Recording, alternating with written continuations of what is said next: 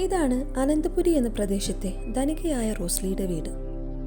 ഇവളല്ലാട്ടോ റോസ്ലി, ഇവൾ Bella, Isabella, ഇവിടുത്തെ ഒരേ ഒരു ജോലിക്കാരി.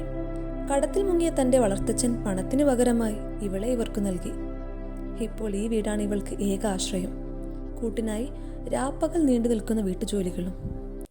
ഇവരാണ് ധനികയും അഹങ്കാരികളുമായ റോസ്ലിയും മകൾ മേരിയും.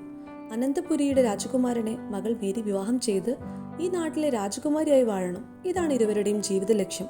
പക്ഷെ അതിനായി കഷ്ടപ്പെടുന്നതോ പാവം ഇസബെല്ലയും. മേരിക്കായി ഉറക്കമൊഴിച്ചിരുന്ന നല്ല ഭംഗിയുള്ള ആരെയും ആകർഷിക്കുന്ന വസ്ത്രങ്ങൾ തയ്ക്കണം. മാത്രമല്ല പുലർച്ചെ തന്നെ സൗന്ദര്യക്കൂട്ടുകൾ ഉണ്ടാക്കി കൊടുക്കണം.